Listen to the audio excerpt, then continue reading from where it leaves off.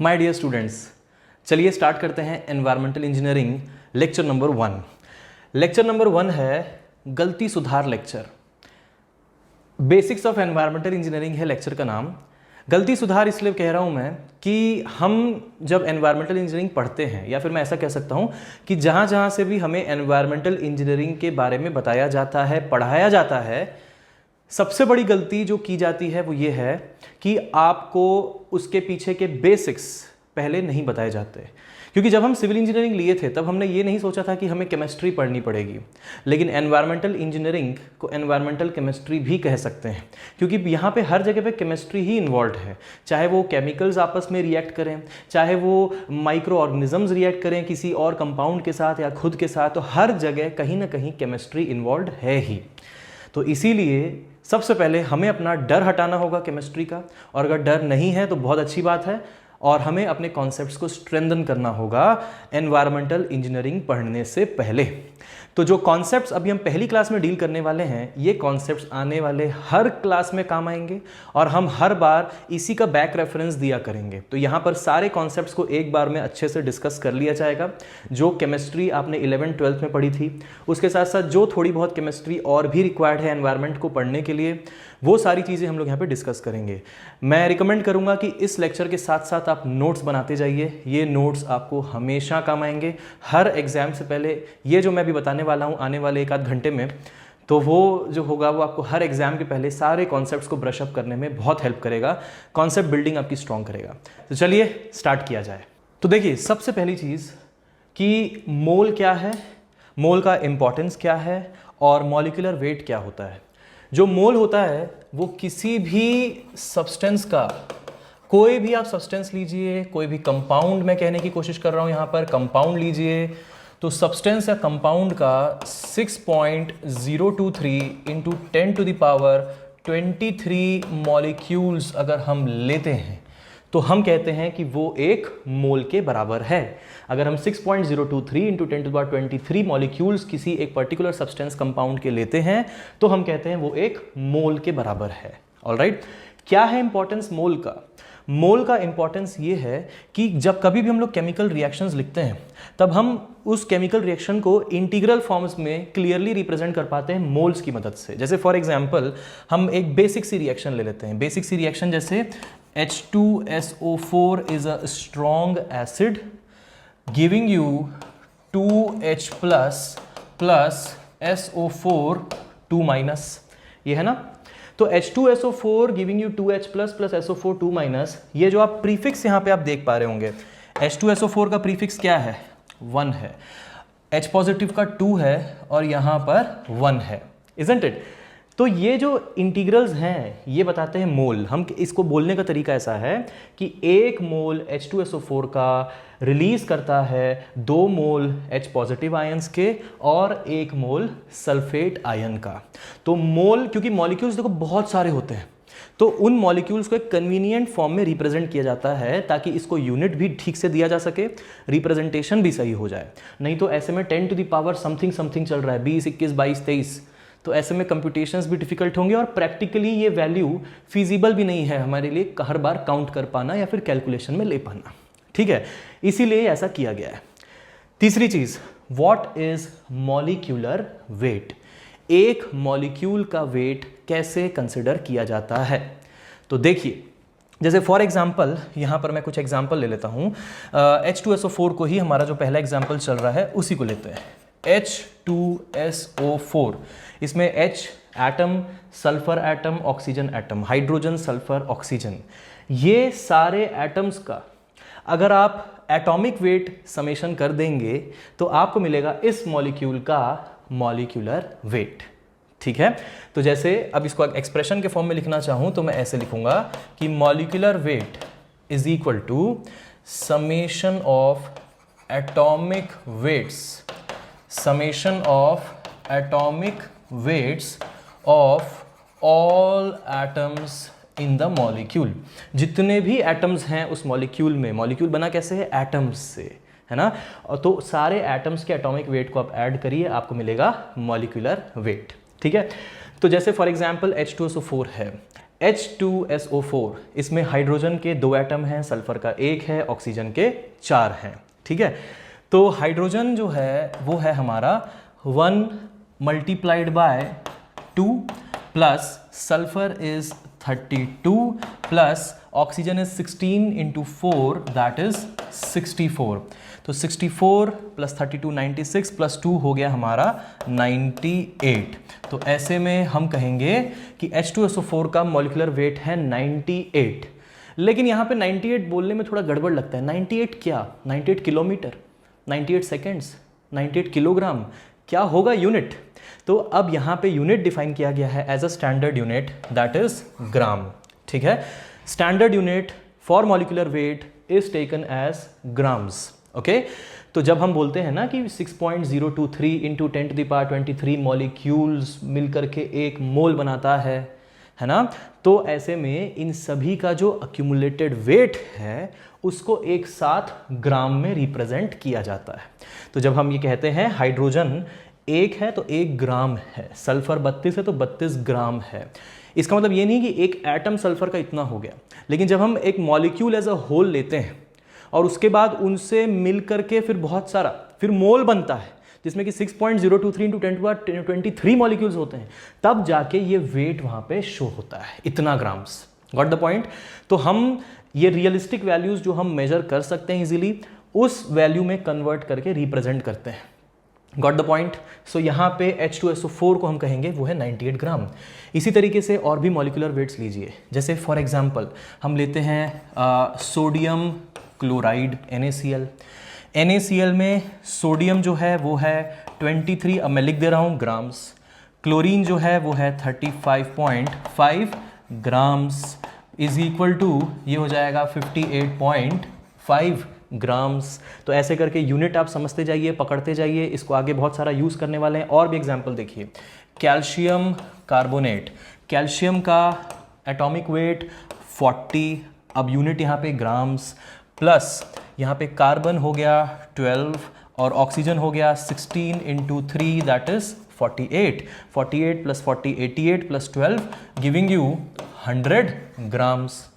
Similarly और भी example ले सकते हैं, मैग्नीशियम सल्फेट देखिए, मैग्नीशियम कितना 24 और सल्फर हमारा हो गया 32, ऑक्सीजन हो गया 64, ये हो गया 64 plus 32 plus 24 giving you 120 grams. तो ये देखिए, ये 3 चीज़ें अभी हमने डिस्कस की जो कि हैं mole, importance of mole and what is the molecular weight. आपको जितने भी एटम्स हैं, पीरियोडिक टेबल है ना, तो मैं रिकमेंड करूंगा कि पीरियोडिक टेबल आपको याद हो जाए, जो जो चीज़ें याद करने वाली हैं। ट्रांजिशन मेटल सारे नहीं भी याद हों तो भी कोई दिक्कत की बात नहीं है, काम चल जाएगा अपना। खास करके जो स्टार्टिंग के ग्रुप्स हैं और जो एंड के ग्रुप्स हैं तो वो सब याद होने ज़रूरी हैं। उसके साथ साथ उनका आपको एटॉमिक वेट याद होना चाहिए। आगे बढ़िए, चौथी चीज़, व्हाट इज़ अ सॉल्यूशन। एक सॉल्यूशन जब हम लिखते हैं तो उसका मतलब क्या होता है? Solution comprises of solute plus solvent. Solute वो जो एक पर्टिकुलर सॉल्वेंट में डाला गया है, तो सॉल्वेंट वो जो सॉल्यूट को अपने अंदर ले लेता है। और इसी वजह से हम लोग बोलते हैं हमारी एनवायरमेंटल इंजीनियरिंग में थ्रू आउट जो हमारा सॉल्वेंट होगा वो कौन होगा? वाटर। तो अभी हमें सिर्फ ये फोकस करना है कि वाटर में जब कुछ भी सॉल्यूट डाला जाता है, कोई भी कंपाउंड डाला जाता है, तो उसकी प्रॉपर्टीज़ क्या होती हैं।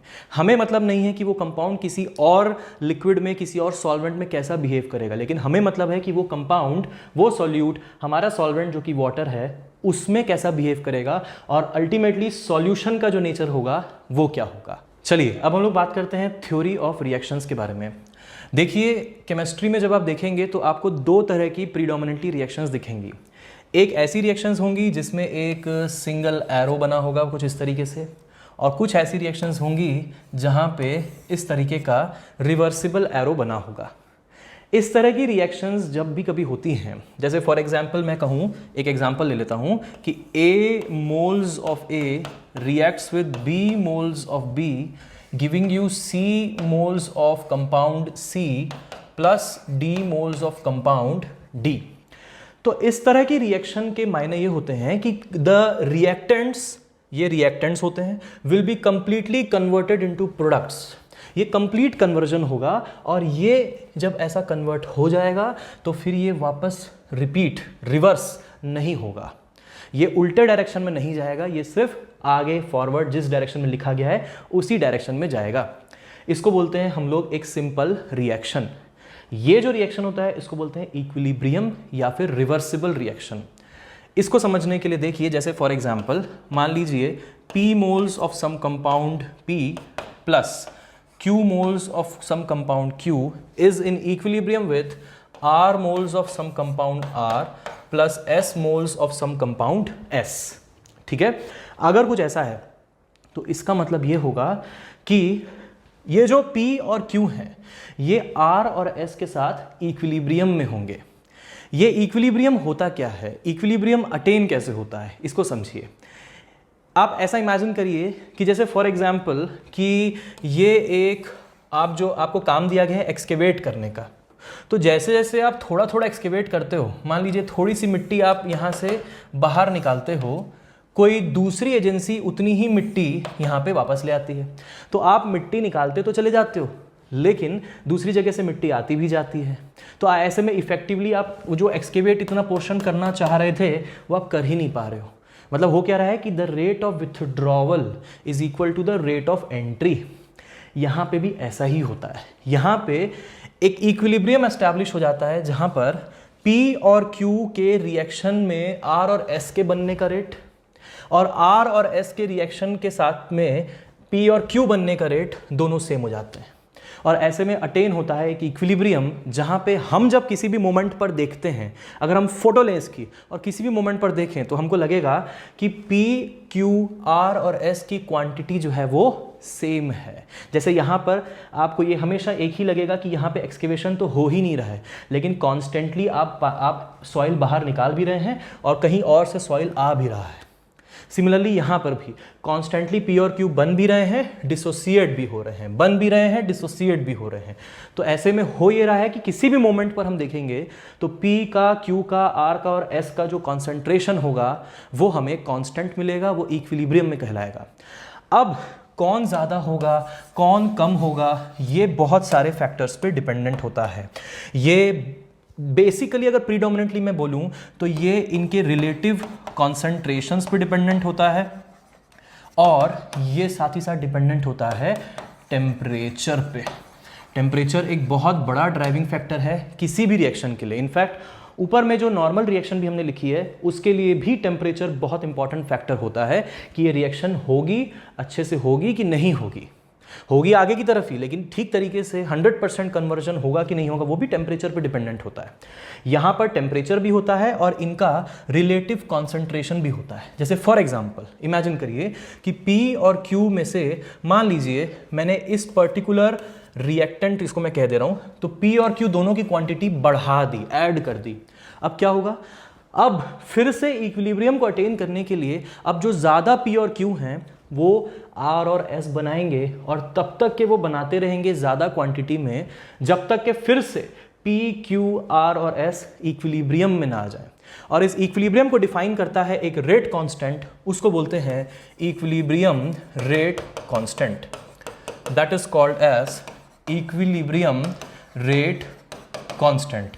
कैसे लिखते हैं, फॉरवर्ड डायरेक्शन में भी लिखा जा सकता है, बैकवर्ड डायरेक्शन में भी लिखा जा सकता है। ठीक है, तो इक्विलिब्रियम रेट कांस्टेंट कैसे लिखते हैं, K in the forward direction, let us suppose that is KF is equal to, इसको हम लिखते हैं कुछ इस तरीके से R को हमने लिखा स्क्वायर ब्रैकेट्स में, बताऊंगा क्यों लिखा, to the power R, S to the power S, उसके बाद P to the power P that is number of moles of P, और उसके बाद Q to the power Q।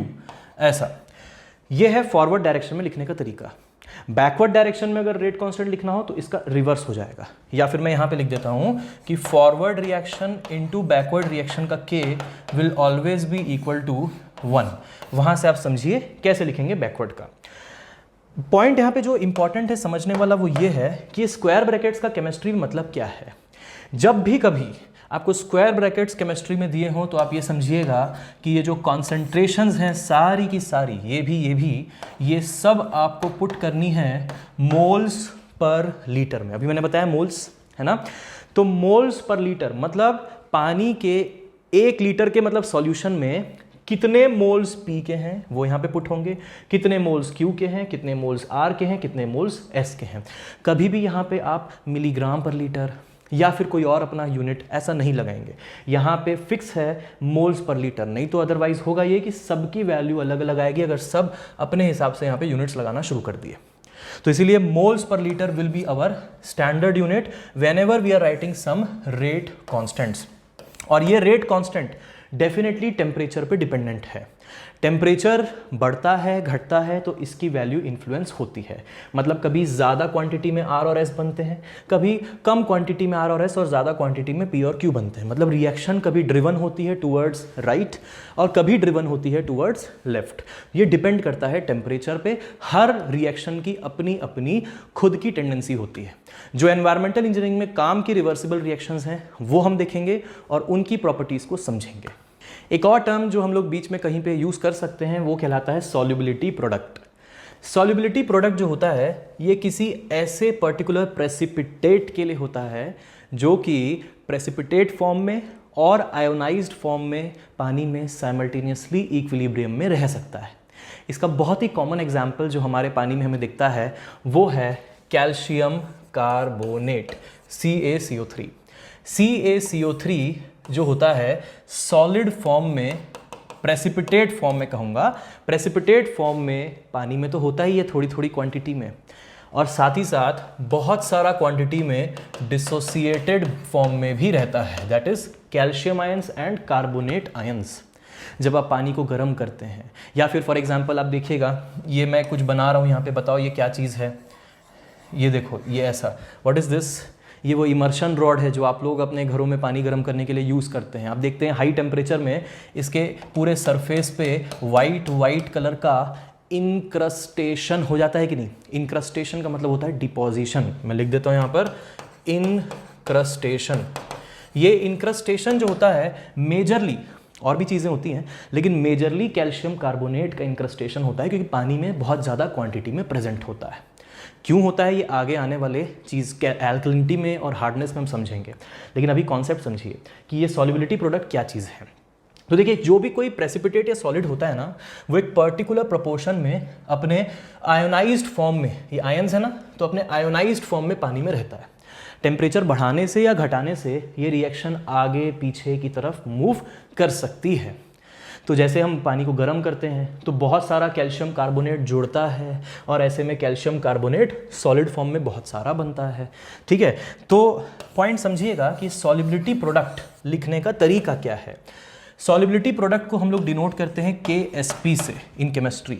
Solubility product ये भी एक रेट कांस्टेंट ही है और यहाँ पर Ca2+ लिखेंगे, CO3 2- लिखेंगे, डिवाइडेड बाय ये CaCO3 जो है ना, इस CaCO3 का हम लोग 1 लिखते हैं कि कहीं पे भी सॉलिड आपको दिखेगा ना तो वहाँ पे उसका मोल्स पर लीटर नहीं कंसिडर किया जाता क्योंकि वो घुला नहीं है पानी में, वो प्रेसिपिटेट फॉर्म में है, इसी कारण उसको 1 ले लेते हैं। तो simply KSP solubility product for such kind of equation will be simply Ca2+ moles per litre में multiplied by CO3 2-, that's it.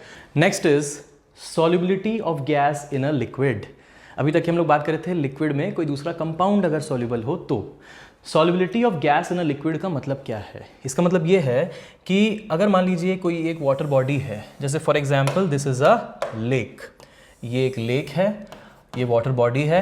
अब क्या हो रहा है कि ऑक्सीजन बाहर भी प्रेजेंट है और ऑक्सीजन लेक के पानी में भी प्रेजेंट है, जिसको हम लोग टेक्निकली कहते हैं डिसॉल्व्ड ऑक्सीजन, यानी कि DO शॉर्ट में। तो ये जो ऑक्सीजन यहाँ पे है और जो ऑक्सीजन एटमॉस्फेयर में है, ये है एटमॉस्फेयर। तो एटमॉस्फेयर का ऑक्सीजन पानी के ऑक्सीजन के साथ हमेशा एक इक्विलिब्रियम में होगा, और जब कभी भी ये इक्विलिब्रियम डिस्टर्ब होगा तो मूवमेंट स्टार्ट हो जाएगा ऑक्सीजन का, either from atmosphere to water और फ्रॉम वाटर टू एटमॉस्फेयर। ध्यान रहे, ये चीज़ एक ओपन सिस्टम में वैलिड है। ओपन सिस्टम मतलब एटमॉस्फेरिक ऑक्सीजन यहाँ पे भरपूर प्रेजेंट है और हम लोग अभी नेचुरल वाटर की बात करने वाले हैं एनवायरमेंटल इंजीनियरिंग में। वाटर को मैन्युफैक्चर तो कर नहीं सकते, तो we are going to talk about natural water, तो ओपन सिस्टम्स ही होंगे हमारे लिए। तो ऑक्सीजन जो एटमॉस्फेयर में है और ऑक्सीजन जो पानी में है, दोनों आपस में एक इक्विलिब्रियम में होते हैं।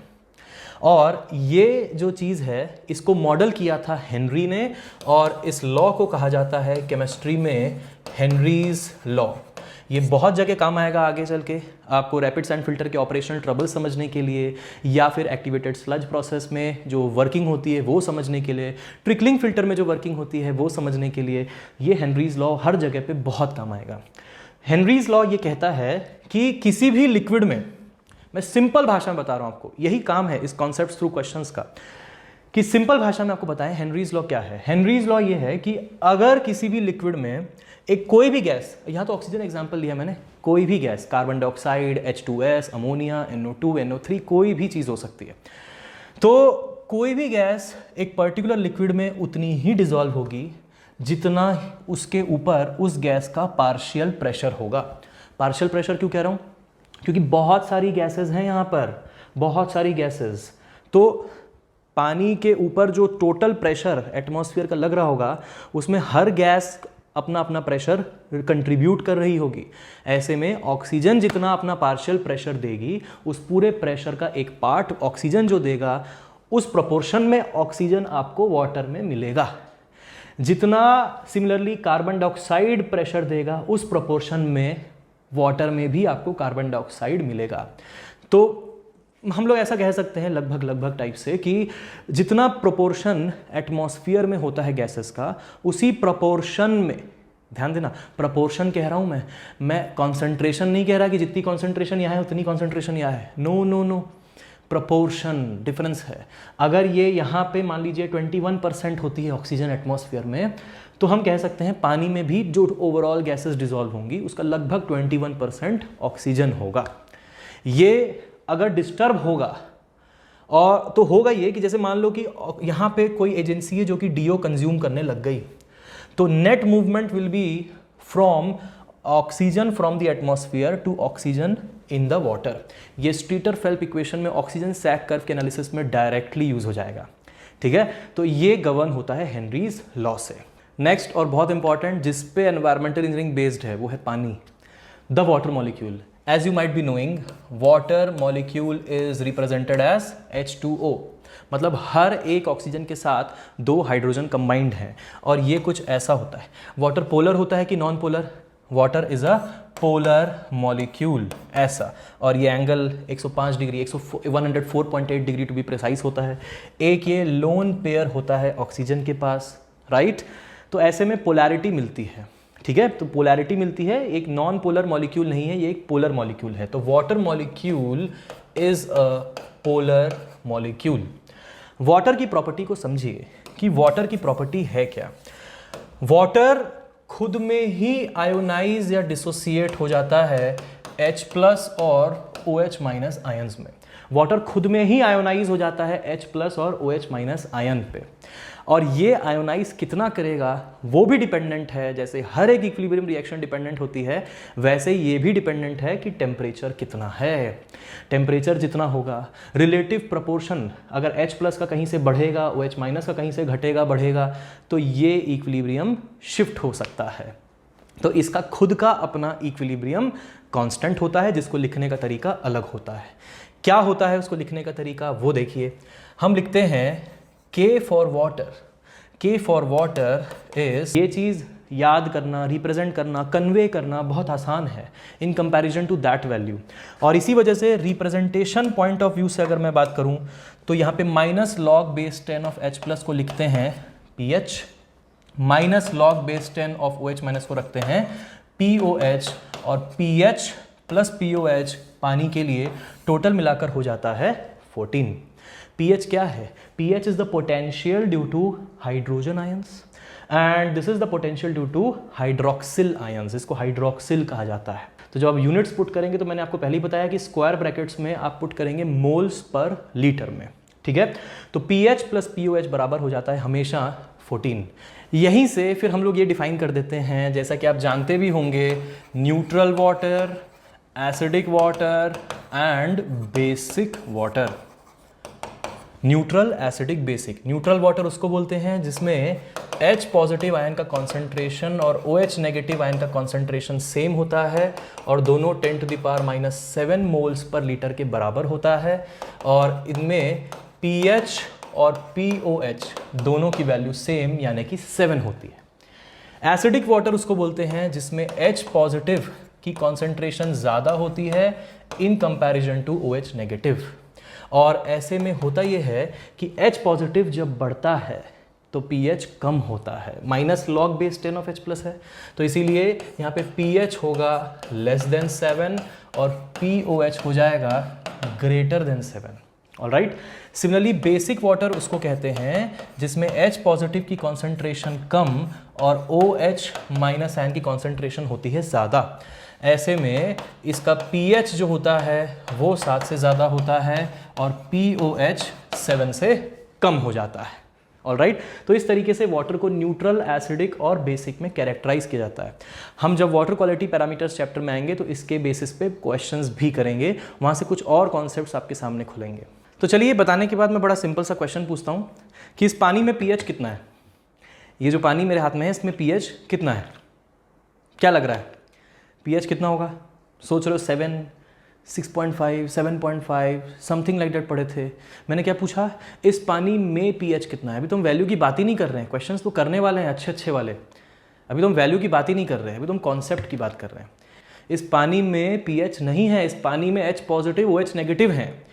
pH जो है ये इसको रिप्रेजेंट, H पॉजिटिव और OH नेगेटिव को रिप्रेजेंट करने का बस एक तरीका है और कुछ नहीं है। तो समझिए pH नहीं होता पानी में, पानी में वही है H पॉजिटिव OH नेगेटिव ही है, लेकिन अल्टीमेटली pH और POH जो है रिप्रेजेंट करने के तरीके हैं। तो चलिए अभी हमने pH में देखा एसिडिक, बेसिक वगैरह है ना, तो अब यहाँ पे अब समझना है कि what is acid, what is base. Let's see acid versus base. देखिए होता क्या है, एसिड एक ऐसे कंपाउंड को कहा जाता है जो कि क्या करता है, जो रिलीज करता है H पॉजिटिव आयन। केमिस्ट्री में H पॉजिटिव आयन को प्रोटॉन भी कहा जाता है। ठीक है, हम ये भी कह सकते हैं कि acid is a substance which releases a proton और an H positive ion. Similarly base is a substance which accepts H positive ion, that is referred as a base. अब एसिड या बेस डालने से पानी के अंदर, एसिड या base जब हम डालते हैं तो pH में चेंजेस कैसे आते हैं उनको समझिए। देखिए होता क्या है कि जब ये मान लीजिए एसिड है HA, ठीक है, और ये एक मान लीजिए एक स्ट्रॉन्ग एसिड है। एक strong acid, examples of strong acid याद करिए। Examples of strong acid are HCl होता है, HNO3 होता है, H2SO4 होता है। ये सब क्या है, ये सब स्ट्रॉन्ग एसिड्स होते हैं जो पूरी तरीके से डिसोसिएट कर जाते हैं, उनको बोलते हैं स्ट्रॉन्ग एसिड्स। तो HCl hydrochloric, HNO3 nitric, H2SO4 sulphuric, ये कंप्लीटली डिसोसिएट कर जाते हैं। तो लेट अस सपोज एक स्ट्रॉन्ग एसिड पानी में डाला गया जो कंप्लीटली H पॉजिटिव और A नेगेटिव में डिसोसिएट कर गया, ये इनकी प्रॉपर्टी है। तो ऐसे में होगा क्या, ऐसे में होगा ये कि पानी में H पॉजिटिव और OH नेगेटिव जो पहले से इक्विलिब्रियम में था वो बैलेंस बिगड़ेगा कि नहीं, वो बैलेंस बिगड़ेगा। पानी का खुद का अपना इक्विलिब्रियम है, H2O is in equilibrium with H positive and OH negative. तो जब कभी भी हम एसिड डालते हैं तो क्या होता है, तो होता यह है कि H पॉजिटिव की क्वांटिटी सिस्टम में बढ़ जाती है। H पॉजिटिव की क्वांटिटी जब सिस्टम में बढ़ती है तो यहाँ पे वो जो H पॉजिटिव OH नेगेटिव है रेट कांस्टेंट को मेंटेन करने के लिए कन्वर्जन शुरू करते हैं और H2O H2O H2 बनाते हैं, लेकिन फिर भी रिलेटिवली H पॉजिटिव ज़्यादा ही होता है और OH नेगेटिव कम हो जाता है। जैसे फॉर एग्जांपल सोचिए कि मान लीजिए पहले 100 H पॉजिटिव और OH नेगेटिव आयंस थे। ठीक है, मैं एक एग्जांपल दे रहा हूँ, जस्ट अ वेग example. 100 H positive OH negative ions थे। अब क्या हुआ, हमने 20 इसमें ऐड कर दिया तो अब ये 120 हो गया। ये 20 कहाँ से आया, ये 20 आया यहाँ से, H पॉजिटिव जो एसिड ने दिया। अब क्या होगा, अब वापस से प्रोपोर्शन जो हमारा K का वैल्यू जो सेम रखने के लिए ये फिर से क्या करेंगे, कुछ ना कुछ वैल्यूज़ को मैनेज करेंगे और H पॉजिटिव OH नेगेटिव मिल करके H2 बनाएंगे। मान लो ऐसे 20 H2O मॉलिक्यूल्स और ऐड हो गए, मतलब जितने पहले थे वो तो थे ही, उसमें 20 H2O और एडिशनल आ गए। तो ऐसे में यहाँ से 120 में -20 100 हुआ, 100 में -20 80 हुआ। मैं वही बात कर रहा था कि प्रोपोर्शन, कि एक बार एसिड डालने के बाद ना प्रोपोर्शन डिसबैलेंस हो जाता है। फिर भले ही H पॉजिटिव OH नेगेटिव बनाएंगे H2O H2O, लेकिन प्रोपोर्शन वाइज देखेंगे तो H प्लस ज़्यादा होगा और OH माइनस कम हो जाएगा। अब वो वैल्यू कितनी होगी वो तो रिएक्शन पर डिपेंडेंट है, लेकिन आप ये समझिए कि एसिड डालने से पानी एसिडिक क्यों हो रहा है, और सिमिलरली बेस डालने से पानी बेसिक क्यों हो जाएगा। तो ये है उनके पीछे का लॉजिक या एक्सप्लेनेशन। ठीक है, तो वैल्यूज पे नहीं जाना है हमको बस इसके पीछे का लॉजिक यानी तो कॉन्सेप्ट समझ लेना है। ठीक है, तो देखिए एज अ सिविल इंजीनियरिंग जो आप पढ़ रहे हो उसमें जितनी ज़रूरत है उतना ही हमको एनवायरमेंटल इंजीनियरिंग में केमिस्ट्री पढ़नी है। सिमिलरली हम बात करते हैं बेस की, तो स्ट्रॉन्ग बेस भी वही होता है। एग्जाम्पल के तौर पर मैं लिखूंगा एक स्ट्रॉन्ग बेस जैसे कि NaOH। NaOH क्या करेगा, कंप्लीटली Na पॉजिटिव और OH नेगेटिव में डिसोसिएट हो जाएगा, और इसके डिसोसिएट होने की वजह से पानी में OH माइनस पे क्या होगा, इंक्रीमेंट आएगा। जब OH माइनस पे इंक्रीमेंट आएगा तो H पॉजिटिव रिलेटिवली कम हो जाएगा। तो जब ये सब रिलेटिव कॉन्सेंट्रेशन है, ठीक है, तो जब ऐसा होगा तो अल्टीमेटली pH की वैल्यू बढ़ेगी, क्योंकि pH is inversely proportional to log base 10 of H plus. तभी ना हम बोलते हैं कि pH is equal to minus log base 10 of H plus. Minus sign लगाओ या फिर आप इसको फॉर्मूले को ही ऐसे लिखो। यहाँ से समझ में आ रहा है ना कि H प्लस कम होगा तो pH बढ़ेगा, और H प्लस बढ़ेगा तो pH कम होगा। pH कम होना एसिडिटी बताता है, pH बढ़ना बेसिसिटी बताता है। ऑलराइट, तो ये है एसिड वर्सेस बेस। इसके अलावा एक और चीज़ है इसमें जिसको बोलते हैं हम लोग वीक एसिड या फिर weak base. Weak acid versus weak base. Weak acid वो होता है जैसे फॉर एग्जांपल मान लीजिए HA एक वीक एसिड है, तो वीक एसिड एग्जांपल के तौर पर मैं लेता हूँ एसिटिक एसिड CH3COOH। ये क्या करता है, ये कंप्लीटली डिसोसिएट नहीं होता, ये वही इक्विलिब्रियम शो करता है। तो ऐसे में हो जाता है CH3COO minus ions plus H positive ions बनते हैं। तो ऐसे में इसको रिप्रेजेंट हम ऐसे कर सकते हैं, एक वीक एसिड कुछ इस तरीके से इक्विलिब्रियम में रहता है, मतलब उतना H प्लस नहीं देगा जितना एक स्ट्रॉन्ग एसिड देता है, लेकिन एसिडिक ये भी कर देता है पानी को, लेकिन उतनी ज़्यादा एसिडिटी नहीं प्रोड्यूस करता। इसको यूज़ करेंगे आगे, ठीक है, इस कॉन्सेप्ट को। सिमिलरली वीक बेस भी वैसा ही। अगर वीक बेस मैं कह रहा हूँ मान लीजिए BOH, ये बेस है OH माइनस आयन के साथ, तो ये भी इक्विलिब्रियम में होगा B प्लस और OH माइनस आयन के साथ। ऑलराइट, तो इस तरीके से weak acid versus weak base काम करते हैं। ये वही इक्विलिब्रियम वाला कॉन्सेप्ट फॉलो करते हैं, वो जो इक्विलिब्रियम का कॉन्सेप्ट था वही चीज़ ये फॉलो करते हैं। और स्ट्रॉन्ग एसिड स्ट्रॉन्ग बेस वो डायरेक्ट इक्वेशन वाला कि ये रिएक्टेंट से ये बन गया प्रोडक्ट, उसको फॉलो करते हैं strong acids. Got the point. चलिए आगे बढ़ते हैं। Often in environmental engineering we are going to encounter this term that is called as a salt. Salt को कैसे डिफाइन करते हैं, इसकी प्रॉपर्टी क्या होती है, समझिए। सॉल्ट जैसा कि एक कॉमन सॉल्ट तो आप जानते ही हैं जो हम लोग यूज़ करते हैं खाने में, दैट इज़ NaCl। NaCl जो क्रिस्टलाइन फॉर्म में हमारे घरों में होती है ना, टेबल सॉल्ट, कॉमन सॉल्ट जो कहा जाता है NaCl।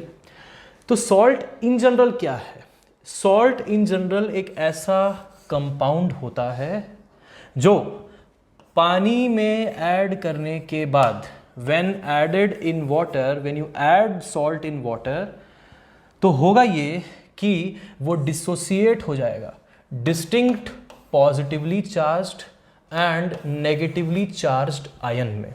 वो कंप्लीटली डिसोसिएट हो जाएगा distinct positively charged and negatively charged ion में। जैसे फॉर एग्जांपल NaCl है, तो ये NaCl पानी में जैसे ही जाएगा तो ये अल्टीमेटली Na पॉजिटिव और Cl नेगेटिव में डिसोसिएट हो जाएगा। एक डिस्टिंक्ट कैटायन जिसको हम कहते हैं, ये है कैटायन जो कि है पॉजिटिवली चार्ज्ड और ये है एनायन जो कि है नेगेटिवली चार्ज्ड।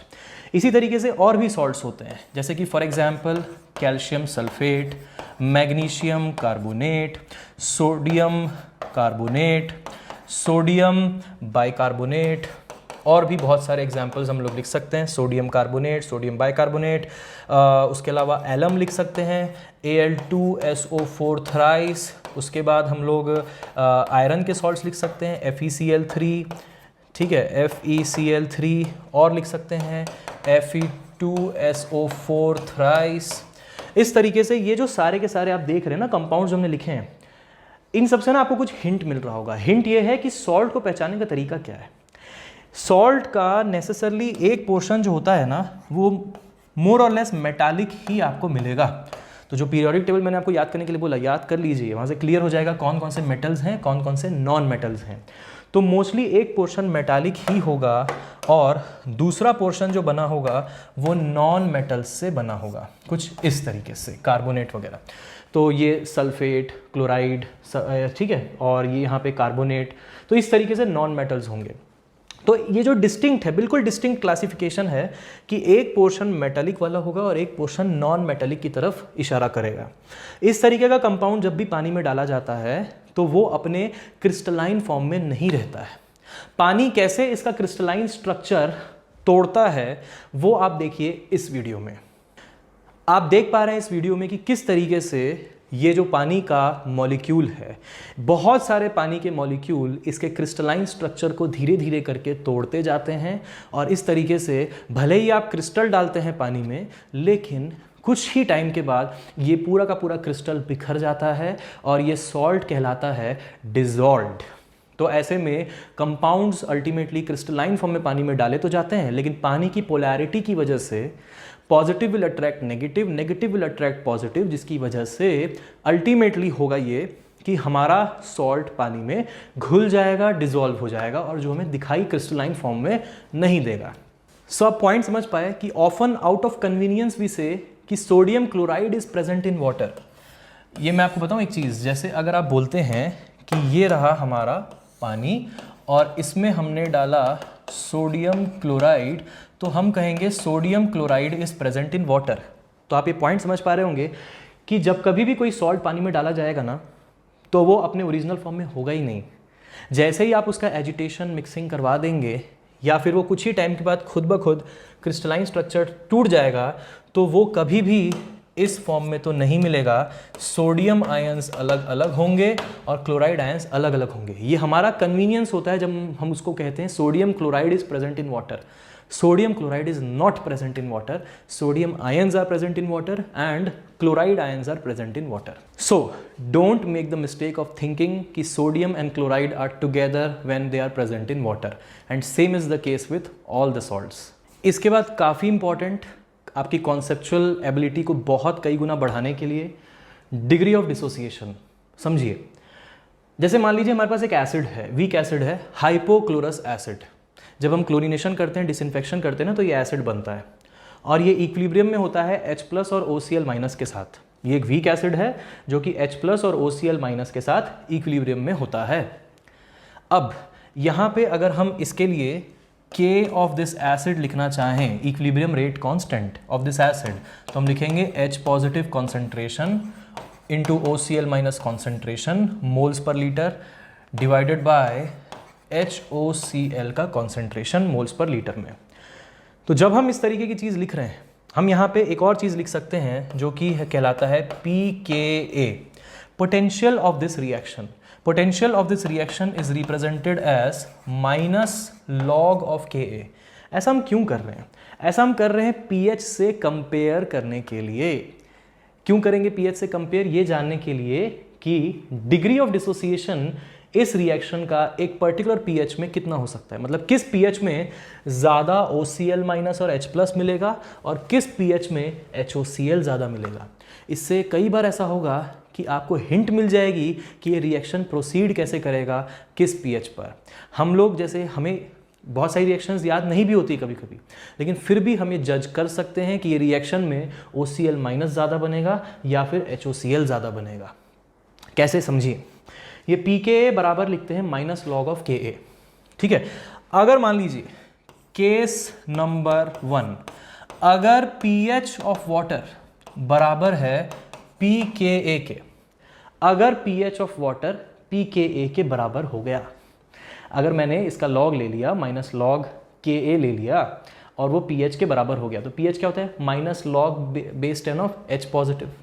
तो ऐसे केस में क्या होगा, ऐसे केस में देखिएगा minus log base 10 of H positive is equal to minus log base 10 of this value H positive OCl negative and then this is HOCl। तो आप ये क्या करिए, log base 10 minus log base 10 हटा दीजिए, H पॉजिटिव कट जाएगा और ऐसे में OCl माइनस की कॉन्सेंट्रेशन HOCl के बराबर आ जाएगी। इसका मतलब अगर pH की वैल्यू pKa के बराबर है, अगर pH की वैल्यू pKa के बराबर है तो ये जो रिएक्शन में OCl माइनस और HOCl हैं, दोनों की concentrations molar concentration moles per litre में सेम हो जाएंगी। तो हम इस पर्टिकुलर फर्स्ट केस में कह सकते हैं कि अगर pH और pKa दोनों बराबर होंगे तो 50% ऑफ एसिड हम कह सकते हैं डिसोसिएट हो चुका होगा, इसीलिए ना HOCl और OCl में इसकी कॉन्सेंट्रेशन बराबर हो चुकी होगी। ऐसा कहा जा सकता है कि 50% of acid is dissociated when pH बराबर pKa। मान लो pH की वैल्यू भी 6 है और pKa भी 6 है, तो हम ये कह सकते हैं, सिंपल कंक्लूजन ले सकते हैं कि 50% of the acid is dissociated. Got the point. इसके बाद दूसरा केस देखिए, काफ़ी इंपॉर्टेंट चीज़ें चल रही है यहाँ पर। केस नंबर 2 है कि अगर pH की वैल्यू बहुत बहुत ज़्यादा है इन कंपैरिजन टू pKa, तब क्या कंक्लूजन होगा। pH की वैल्यू बहुत ज़्यादा का मतलब, मैं कुछ वैल्यू लेके दिखाता हूँ आपको। मान लो pH की वैल्यू है 10, ठीक है, और pKa की वैल्यू है 1। ये pH या pKa को अगर हम लोग इसको H पॉजिटिव में दिखाएं आपको, तो pH से H पॉजिटिव आ जाएगा और pH से H पॉजिटिव आएगा 10 to the power -10 moles per litre. चलो अभी यूनिट्स को भी छोड़ दो, वैल्यू की बात करते हैं। तो 10 टू द पावर -10 और जो Ka की वैल्यू होगी वो होगी 10 टू द पावर -1।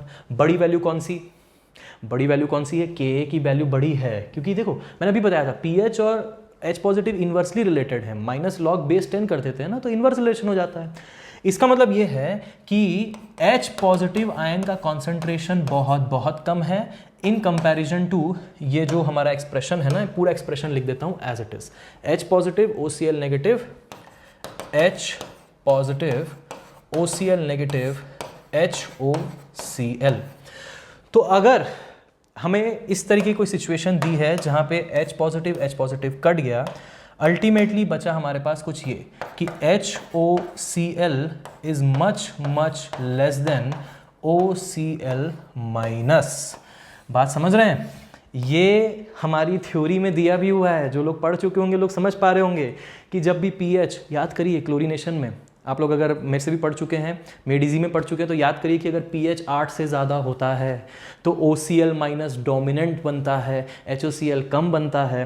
तो pH जब ज़्यादा होता है, कहने का मतलब जब pH की वैल्यू ज़्यादा होगी pKa से, तो ऐसे में HOCl बहुत कम बचेगा। हम ये कह सकते हैं कि ऑलमोस्ट पूरा एसिड OCl माइनस में डिसोसिएट हो जाएगा। ऑन द कॉन्ट्ररी वाइसा वर्सा हम कह सकते हैं कि अगर मान लो pH काफ़ी कम रहता है इन कंपैरिजन टू pKa, अगर मान लीजिए pH बहुत कम रहता है इन कंपैरिजन टू pKa, तब कौन सा ज़्यादा बनेगा, तब HOCl की क्वांटिटी काफ़ी डोमिनेंट होगी in comparison to OCl minus. और हम जानते भी हैं कि pH थ्योरी है, वो तो याद करना पड़ेगा, लेकिन कॉन्सेप्ट उसके पीछे का यहाँ है। कॉन्सेप्ट ये है कि अगर हमारा pH कम रहेगा, आप जानते हैं कि pH अगर 5 to 7 के बीच में हो तो डोमिनेंट होता है कौन, HOCl, हाइपोक्लोरस एसिड डोमिनेंट होता है और OCl माइनस नेग्लिजिबल होता है। हम ये न्यूमेरिकल जो मान लेते हैं कि HOCl is present, OCl minus is absent. होता है कि नहीं होता है, बस ये कॉन्सेप्ट वहीं से आ रहा है, pH pKa वगैरह के कॉन्सेप्ट से, ठीक है। तो pKa कुछ नहीं है, potential of this particular reaction, जिसको हमने यहाँ पे ऐसा लिखा। अगर कहीं पे वैल्यूज आपको दी रहेंगी pH और pKa की, तो वहाँ से आप जज कर सकते हैं, गेट में आ सकता है क्वेश्चन, सिर्फ pH 7 दे दिया, pK 12, 13, 14 कुछ दे दिया, तो pH लेस है, pKa काफ़ी ज़्यादा है। और जब ऐसा होगा, pH लेस है, pKa काफ़ी ज़्यादा है, तो हम कहेंगे HOCl बहुत ज़्यादा क्वांटिटी में है, OCl माइनस नेग्लिजिबल है। तो ये डिपेंडेंट होगा केस टू केस। और बाकी देखिए एक्चुअल वैल्यूज किस पीएच पे क्या हो रहा है वो तो याद करनी पड़ेगी, लेकिन कॉन्सेप्ट हम यहाँ से समझ पा रहे हैं। तो यहाँ से हम लोग ये जज कर पा रहे हैं डिग्री ऑफ डिसोसिएशन। अब हमने समझा कि कब कौन सी चीज़ हमें ज़्यादा मिलेगी।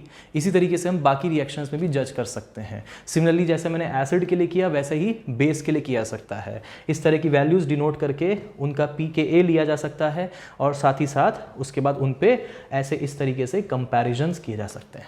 नेक्स्ट बहुत important, that is buffer solution. आप अगर कभी मान लीजिए स्विमिंग करने जाते हैं, कोई लेक है, उसके पानी में उतर जाते हैं, तो सबसे पहले क्या आप उसका पीएच चेक करते हैं? क्या हम लोग पीएच मीटर ले जा करके चेक करते हैं कि इसका पीएच कितना है तभी हम उस पानी में जाएंगे? न्यूट्रल के आसपास होगा, हमारी बॉडी के लिए सूटेबल होगा तभी जाएंगे? नहीं, ऐसा नहीं होता है। हम लोग जहाँ कहीं पे भी इस तरीके की नेचुरल वाटर बॉडी देखते हैं और गंदा वंदा पानी नहीं है, ठीक ठाक है, तो वहाँ पर हम लोग डायरेक्टली चले जाते हैं without even checking the pH. ऐसा क्यों हो रहा है कि वो पानी एकदम से कभी बहुत ज़्यादा अल्कलाइन नहीं है या फिर बहुत ज़्यादा एसिडिक नहीं है? ऐसा क्यों हो रहा है कि बहुत ज़्यादा बेसिसिटी नहीं है, बहुत ज़्यादा एसिडिटी नहीं है? ऐसा हो रहा है because of buffering capacity of water. एक बफर सॉल्यूशन क्या होता है? एक बफर सॉल्यूशन उसको कहते हैं which is able to resist large changes in pH. Large changes in pH. अब ऐसे में नेचुरल वाटर में बहुत सारी ऐसी एंटिटीज़ हैं जो एज अ बफरिंग कैपेसिटी पानी में प्रोवाइड करती हैं। ऐसी बहुत सारी एंटिटीज़ हैं, लेकिन इसमें जो मेन एंटिटी है जो पानी में बफरिंग कैपेसिटी प्रोवाइड करती है वो है कार्बन डाइऑक्साइड। इसी वजह से हम लोग वाटर केमिस्ट्री में कार्बन डाइऑक्साइड को प्रीडोमिनेंटली पढ़ते हैं और वहीं से हम लोग बफर सॉल्यूशन का कॉन्सेप्ट भी समझ लेंगे। देखिए होता क्या है, आते हैं वापस हम लोग हेनरीज लॉ पे। हेनरीज लॉ में जैसा कि मैंने आपको बताया था कि जितना भी कार्बन डाइऑक्साइड एटमॉस्फेयर में होगा, जो भी गैस होगी एटमॉस्फेयर में, उतनी ही प्रोपोर्शन में वो क्या करेगी? पानी में डिसॉल्व हो जाएगी। तो carbon dioxide in the atmosphere is going to get dissolved and in this aqueous solution it will be present also, right? तो जो कार्बन डाइऑक्साइड यहाँ पे प्रेजेंट है वो कुछ रिएक्शन करती है। क्या रिएक्शन करती है? देखिए कार्बन डाइऑक्साइड, और ये रिएक्शंस आपको याद कर लेनी है। कार्बन डाइऑक्साइड की जो पहली रिएक्शन होती है वो होती है carbon dioxide plus water is in equilibrium and they are forming H2CO3। H2CO3 को हम कहते हैं कार्बोनिक एसिड। H2CO3 को कहते हैं कार्बोनिक एसिड। आप इक्विलिब्रियम साइन देख के बताइए ये वीक एसिड है या फिर स्ट्रॉन्ग एसिड है? इक्विलिब्रियम है, इसी कारण एक वीक एसिड है। अब इसके बाद ये देखिए ये बन भी सकता है, ये इस तरीके से पीछे डायरेक्शन में बिखर भी सकता है। दूसरा रिएक्शन जो पानी में होता है वो होता है H2CO3 is in equilibrium with H plus HCO3 minus. HCO3 minus is what? HCO3 minus is bicarbonate ion. ये है bicarbonate ion. Third one, bicarbonate is in equilibrium with H positive plus carbonate ion. What is this? Carbonate. और चौथा reaction होता है carbonate ion plus water molecule is in equilibrium with OH minus plus bicarbonate ion. इस तरीके से ये 4 predominant reactions होती हैं जो कि पानी में बफरिंग कैपेसिटी भी लेकर के आती हैं। इसके अलावा ये अल्कलिनिटी भी लेकर के आती हैं। तो जब हम अल्कलिनिटी पढ़ेंगे, जब उसके कॉन्सेप्ट से डील करेंगे, I will come back here again. ठीक है, अभी के लिए समझिए कि बफरिंग कैपेसिटी का मतलब क्या है, होता क्या है। देखिए जब कभी भी एक्सेस ऑफ H पॉजिटिव आएगा ना पानी में, तो वो क्या करेगा, इस पूरे के पूरे सिस्टम में H पॉजिटिव की क्वांटिटी बढ़ाना शुरू कर देगा। जैसे जैसे H पॉजिटिव की क्वांटिटी बढ़ेगी वैसे वैसे ये बाइकार्बोनेट और बनाएगा। ये रिएक्शन किस तरफ आएगा? पीछे की तरफ। जैसे जैसे बाइकार्बोनेट बढ़ेगा, H पॉजिटिव बढ़ेगा, ये और पीछे आएगा H2CO3। जैसे जैसे H2CO3 बढ़ेगा वैसे वैसे कार्बन डाइऑक्साइड एटमॉस्फेयर में रिलीज होना शुरू हो जाएगा। इस तरीके से जो एसिड आया था उसका इफेक्ट कम हो जाएगा नेचुरल वाटर में। तो जब कभी भी हम इंटेंसली कोई एसिड या कोई बेस डालते हैं तो ये रिएक्शंस, और भी बहुत सारे रिएक्शंस हैं, बट ये रिएक्शंस बहुत बड़ा रोल प्ले करते हैं पानी में इस टेंडेंसी को लाने का, बफरिंग। बफरिंग मतलब ability to resist large changes in pH. मतलब आपने डाला बहुत सारा एसिड, लेकिन बहुत सारे एसिड का बहुत सारा पोर्शन भी हट गया पानी से, किसी तरीके से रिएक्शंस हो गए, और जिस तरीके से वो हट गया तो पानी का पीएच में इतना कोई बहुत बड़ा चेंज नहीं दिखाई पड़ा। तो इसी वजह से पानी को एक बफर सॉल्यूशन कहा जाता है। सॉल्यूशन मतलब क्या? Solute plus solvent. सॉल्वेंट पानी में ऐसे सॉल्यूट पड़े हैं, एक सॉल्यूट जैसे कि कार्बन डाइऑक्साइड जो कि बना रहा है कार्बोनिक एसिड, जो कि पानी में बफरिंग कैपेसिटी को लेकर के आ रहा है। इसी तरीके से और भी कुछ एसिड्स होते हैं, weak acid, phosphoric acid, silicic acid, boric acid, लेकिन उनकी क्वांटिटी बहुत कम होती है। तो जो मेजरली बफरिंग कैपेसिटी की हम लोग बात करते हैं, उसमें हम लोग सिर्फ और सिर्फ कार्बन डाइऑक्साइड को लेते हैं, और ये 4 रिएक्शंस बहुत इंपॉर्टेंट रोल प्ले करती हैं। नेक्स्ट हैं कुछ बेसिक वाटर प्रॉपर्टीज़ हैं। सबसे पहली चीज़ है mass density. Mass density rho जिसका सिंबल है, उसका यूनिट होता है केजी पर मीटर क्यूब। आप जानते हैं कि rho at 4 degree Celsius, to be precise 3.98 degree Celsius पे होता है 1000 kg पर मीटर क्यूब। 20 डिग्री सेल्सियस जो कि बहुत ही कॉमन टेम्परेचर है हमारे, जब हम लोग water supply waste water engineering की बात करते हैं तो 20 degree Celsius most common temperature निकल के आता है। तो ऐसे में उसकी डेंसिटी होती है 998.2 kg पर मीटर क्यूब। तो आप देख रहे हैं 1000 और 998.2 कुछ खास फर्क नहीं है। इसी वजह से एनवायरमेंटल इंजीनियरिंग में जब कभी भी पानी की डेंसिटी कही जाए तब आप 1000 kg पर मीटर क्यूब ले सकते हैं। लेकिन देखिए, जब कभी भी पानी में कुछ मिला होता है, कोई भी इम्प्यूरिटी होती है, सस्पेंडेड सॉलिड्स होते हैं, डिजॉल्व्ड सॉलिड्स होते हैं, तब क्या पानी की डेंसिटी वही रहेगी? तब पानी की डेंसिटी वही नहीं रहेगी, तब ओवरऑल सॉल्यूशन की डेंसिटी चेंज हो जाएगी। इसको मैं डील करने वाला हूँ ये मैं बताऊंगा कि कब आपको क्या लेना है सही तरीके से, बट यहाँ पे कुछ प्रॉपर्टीज़ हैं, इसको हम लोग डिस्कस करेंगे हमारे जो वाटर क्वालिटी पैरामीटर्स वाला चैप्टर होगा वहाँ पे एक न्यूमेरिकल की मदद से। इसके बाद जो प्रॉपर्टी है वो है विस्कोसिटी ऑफ वाटर। कोई भी सब्सटेंस हो, लिक्विड ही क्यों ना हो, जब मूवमेंट होता है तो पार्टिकल से पार्टिकल के बीच में एक इंटरनल फ्रिक्शन होता है। तो लिक्विड्स में जो इंटरनल फ्रिक्शन होता है उसी को कहा जाता है विस्कोसिटी। विस्कोसिटी पानी की जब हम बात करते हैं तो यहाँ पे 2 तरह की विस्कोसिटीज आ सकती हैं। एक होता है डायनामिक या फिर एब्सोल्यूट विस्कोसिटी भी कहा जाता है। डायनामिक या फिर एब्सोल्यूट विस्कोसिटी, जिसका यूनिट हम लोग लेते हैं म्यू। ठीक है, मतलब उसका जो सिंबल है म्यू, और जो इसका यूनिट होता है ये होता है न्यूटन सेकेंड पर मीटर स्क्वायर। अच्छा, एक और बात, न्यूटन पर मीटर स्क्वायर क्या होता है? न्यूटन पर मीटर स्क्वायर इज पास्कल, इसी वजह से इसका यूनिट पास्कल सेकेंड भी हो जाता है। ऑलराइट, इसके अलावा फिर दूसरी विस्कोसिटी होती है जिसको कहते हैं हम लोग काइनामेटिक विस्कोसिटी। ये होती है काइनामेटिक विस्कोसिटी। काइनामेटिक विस्कोसिटी का यूनिट होता है, सिंबल होता है न्यू, और इसका यूनिट जो होता है ये होता है मीटर स्क्वायर पर सेकेंड। ये स्टैंडर्ड एसआई यूनिट्स हैं, मीटर स्क्वायर पर सेकेंड, न्यूटन सेकेंड पर मीटर स्क्वायर। ओके, सिमिलरली इसमें पॉइस भी यूनिट दिया जाता है, इसमें स्टोक्स भी यूनिट दिया जाता है। तो देखेंगे जब हम क्वेश्चंस करेंगे तो यूनिट्स आएगा। बट अभी विस्कोसिटी का मतलब समझिए कि वो इंटरनल फ्रिक्शन है। ठीक है, और ये दोनों आपस में रिलेटेड हैं। कैसे रिलेटेड हैं? Nu is equal to mu by rho होता है। रो माने जो ऊपर में हमने देखा अभी डेंसिटी, दैट इज रो, ये है। तो आप म्यू को रो से डिवाइड करिए, आपको मिल जाएगा new, that is kinematic viscosity. Next देखिए बेसिक स्टोइचियोमेट्री। ये बहुत काम आएगी हमको हर जगह न्यूमेरिकल सॉल्व करने में।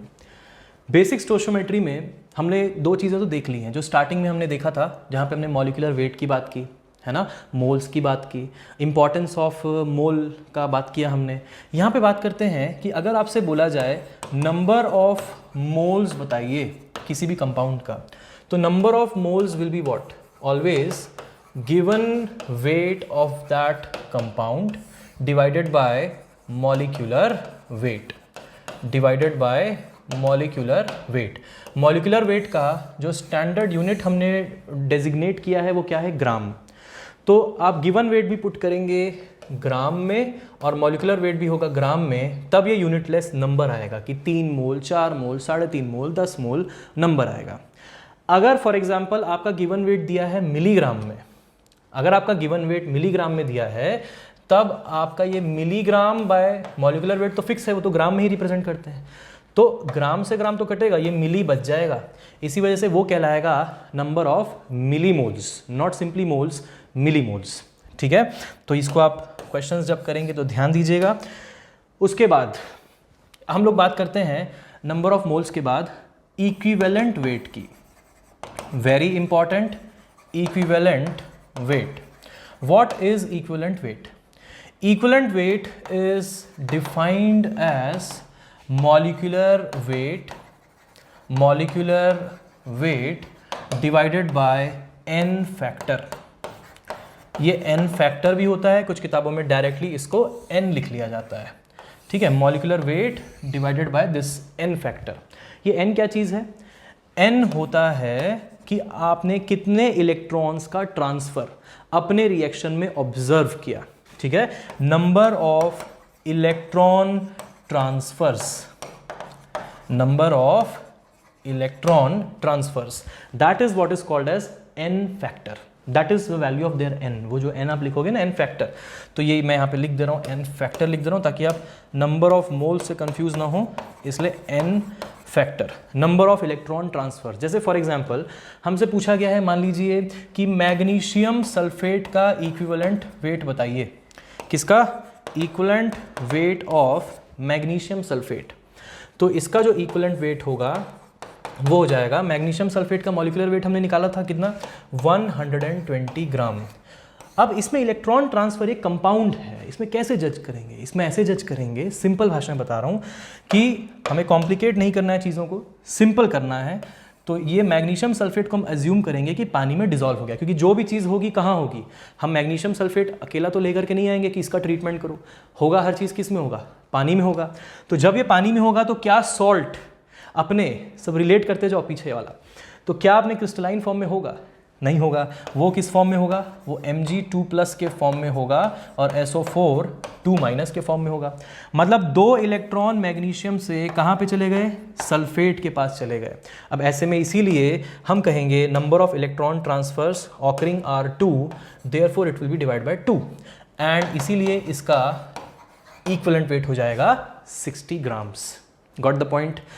सिमिलरली अगर मैं आपसे पूछूं equivalent weight of sodium chloride, तो सोडियम क्लोराइड तो भाई एक तो सोडियम है Na+ और Cl- है। कितने इलेक्ट्रॉन गए? एक ही तो इलेक्ट्रॉन गया है ना, तो इसीलिए ये Na+ में टूटता है और Cl- में। तो जब हम इसका इक्विवेलेंट वेट लिखेंगे तो मॉलिक्यूलर वेट था 58.5 डिवाइडेड बाय क्या हो जाएगा? 1, तो simply 58.5 gram will be the equivalent weight. Simple है। सिमिलरली इक्विवेलेंट वेट जैसे आप ग्राम में निकाल रहे हैं, अगर फॉर एग्जांपल यहीं से, जैसे हम लोग, जैसे आप समझना एक चीज़ को, नंबर ऑफ मोल्स कहाँ से आया था? मॉलिक्यूलर वेट से नंबर ऑफ मोल्स आया था। अभी हमने क्या देखा? अभी हमने देखा इक्विवेलेंट वेट।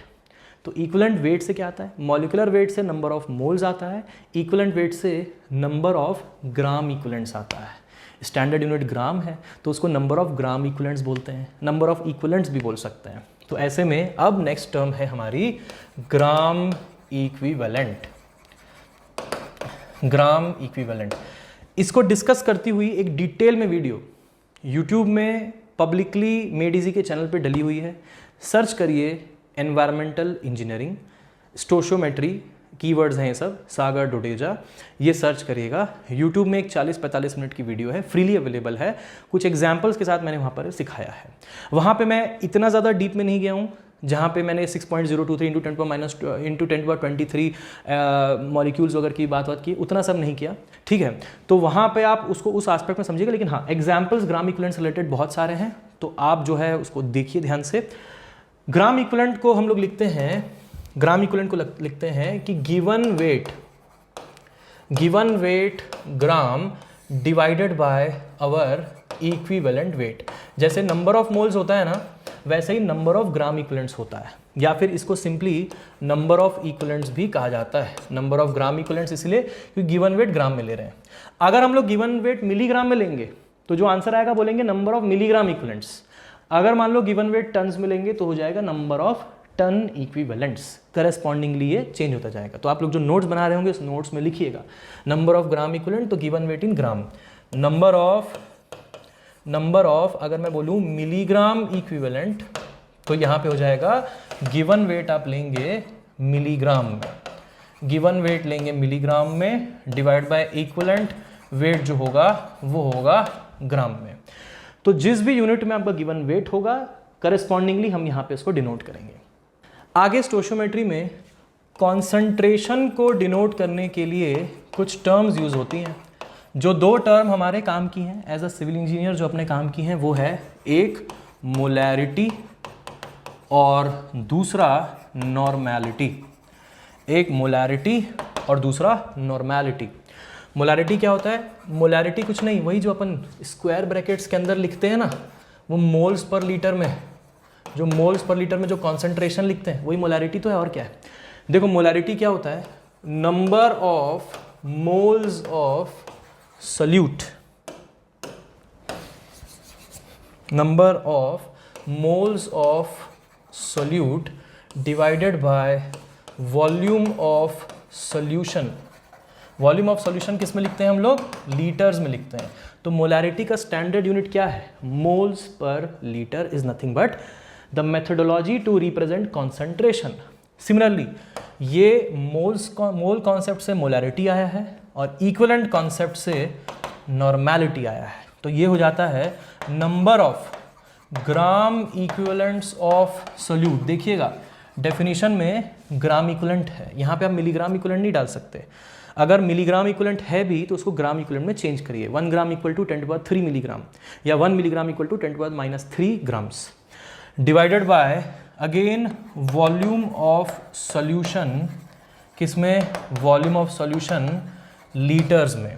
ऑलराइट, तो ये हो जाएगा normality, number of gram equivalents of solute divide by volume of solution in litres. All right, तो ये नॉर्मैलिटी भी कॉन्सेंट्रेशन बताता है लेकिन वो ग्राम इक्विवेलेंट के टर्म से बताता है।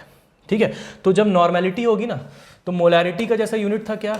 मोल्स पर लीटर, इसका यूनिट हो जाएगा ग्राम इक्विवेलेंट्स पर लीटर, या नॉर्मली ग्राम नहीं भी लिखते हैं, इसको हम लोग इक्विवेलेंट्स पर लीटर भी लिख सकते हैं। हाउ मेनी इक्विवेलेंट्स पर litre is nothing but normality. ठीक है, और नॉर्मैलिटी और मोलैरिटी आपस में जुड़े हुए हैं। कैसे? Normality is equal to molarity into n factor.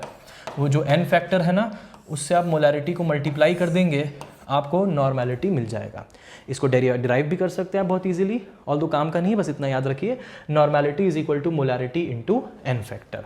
अब यहाँ से इतना अगर आप बहुत अच्छे समझ गए हैं तो बहुत अच्छी बात है, कॉन्ग्रेचुलेशंस। यहीं से एक बहुत ही ज़बरदस्त कॉन्सेप्ट आता है जिसको कहते हैं ग्राम इक्विवेलेंट कॉन्सेप्ट। ये ग्राम इक्विवेलेंट कॉन्सेप्ट पे बेस्ड क्वेश्चंस बहुत सारे हैं और इस पे बेस्ड जो थ्योरी है वो हम पढ़ेंगे, समझेंगे ज़रूर। लेकिन मैं आपको पहले से ही बता दे रहा हूँ कि ग्राम इक्विवेलेंट कॉन्सेप्ट पे क्वेश्चंस आएंगे।